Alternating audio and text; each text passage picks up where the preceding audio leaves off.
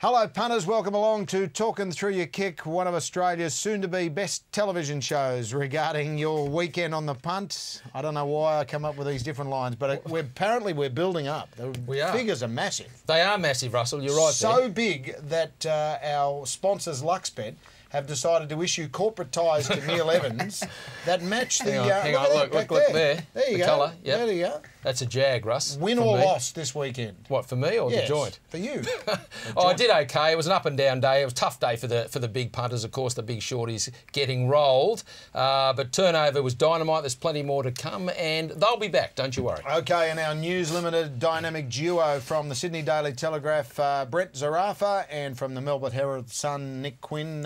Zaraf, win or loss? Good evening, Russ. Good evening, everyone. It was a losing day for me on Saturday, and mainly thanks to a little horse called 8 Straight. Took the $7 early in the week.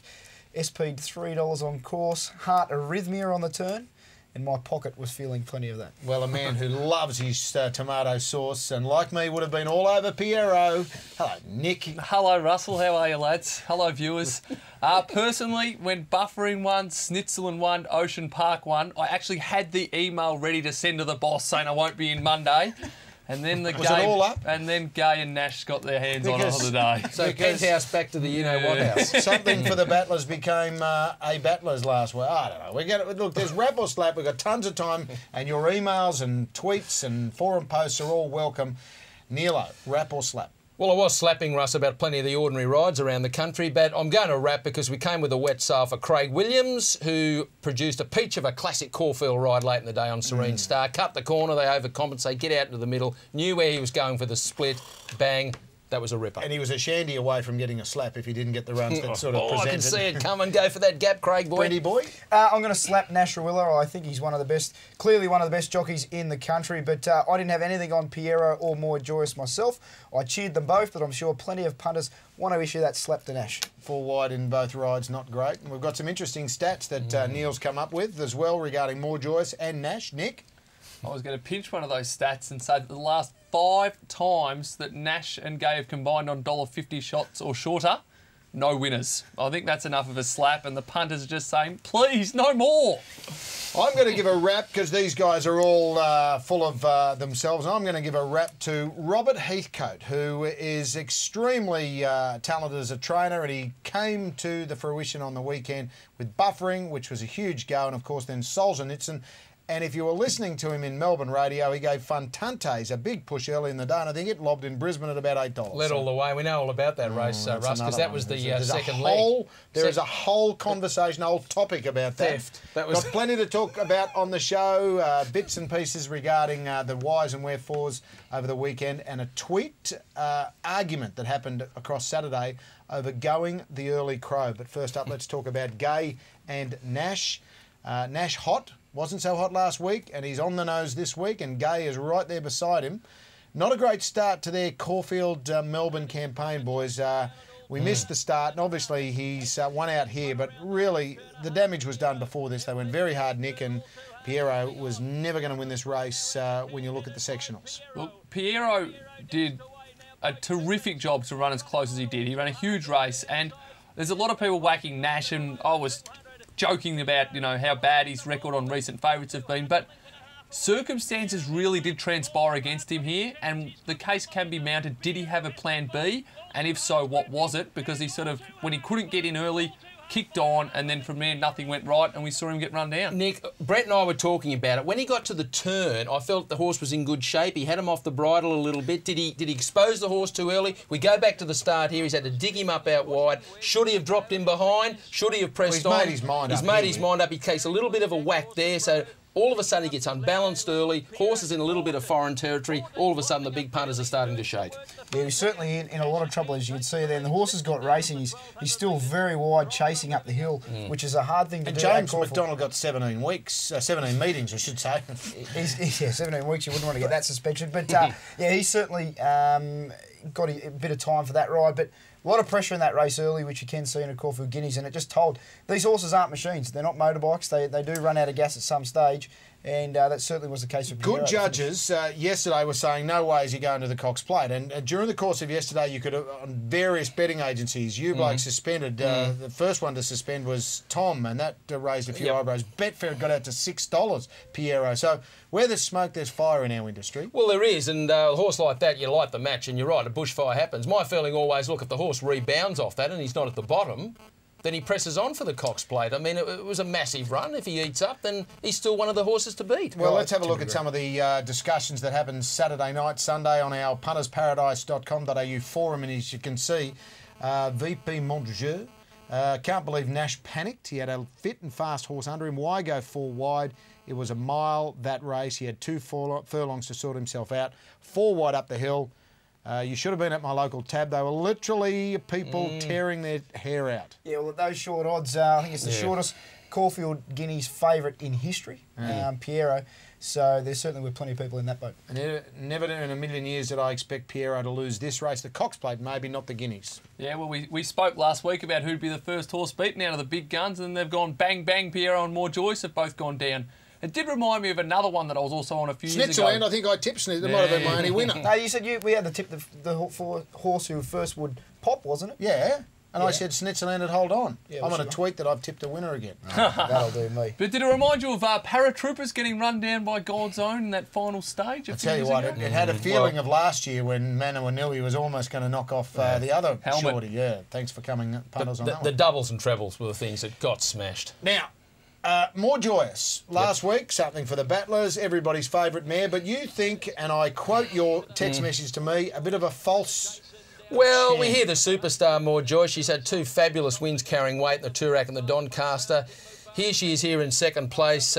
She had to do a lot of chasing, but, you know, so many of More Joyce's group success are just put on races. She had virtually 2 barrier trials, boys, coming into this. And good luck to the early punters who said $7 Solzhenitsyn. Here comes the winner down the outside. You're kidding, $7. They charge into that.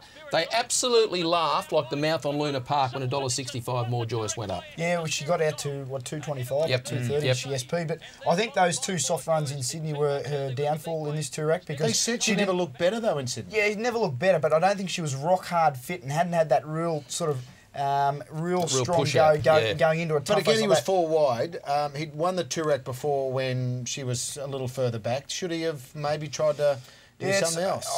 I don't think the tactics worked out for him on the day, especially with the weight, the 60 kilos. But I don't want to be dropping off her going into the Cox Plate. I still think she can win it off that. Do you really believe it? Yeah. No, I still think she can. All right, she's $9 in the Cox Plate. I reckon that's laughable. No, what would she be if you were a registered bookmaker? I'd 19. Yeah, I don't agree with that. I think going back to weight for age, $5 each way at Neil Evans. You have to remember she was getting 8 kilos for those horses, most of those horses. That's a lot of weight. But then she steps up in class again. No, she completely does. But I think that run will bring her on a touch. I'm not completely ruling her out at weight for age. Okay, we've got the emails to go through, and this one came to our TTYK at tvn.com.au. Guys, don't understand why Gay has to have the horses all race on the speed.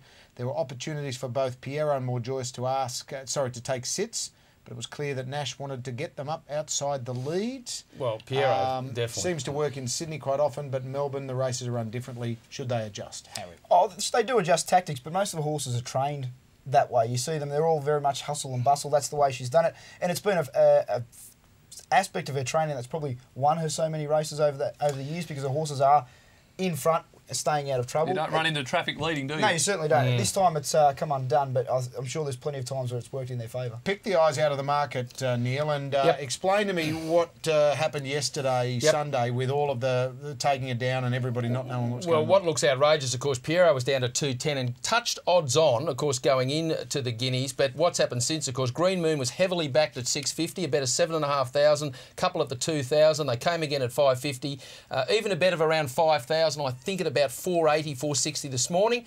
Into 440, which I'm amazed it's got that short, but I think it could be the horse to beat. Ocean Park is 6 into 550. All Too Hard at 8. More Joy still there at 9. Piero sitting there at 350.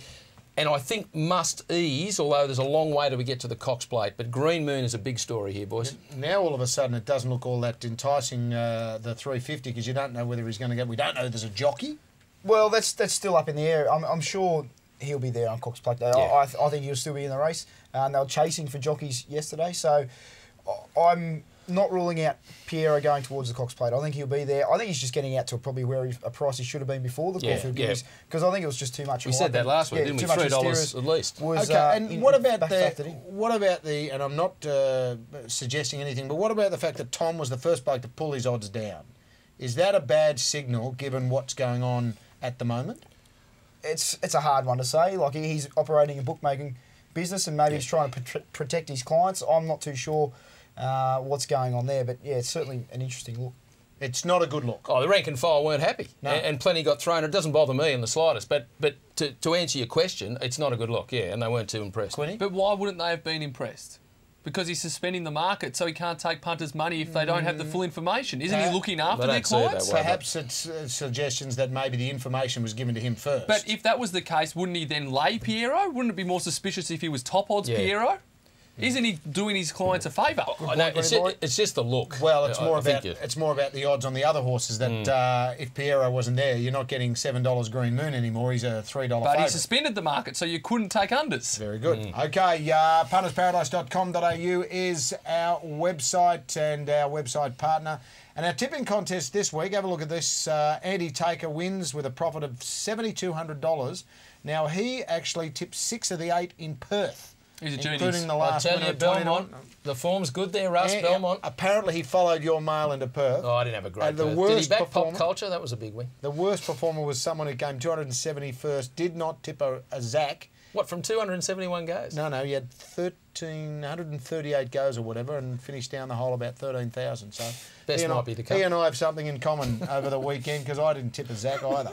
I could have stopped anything I could have stopped a war on the weekend. We'll take a break, come back with more after this.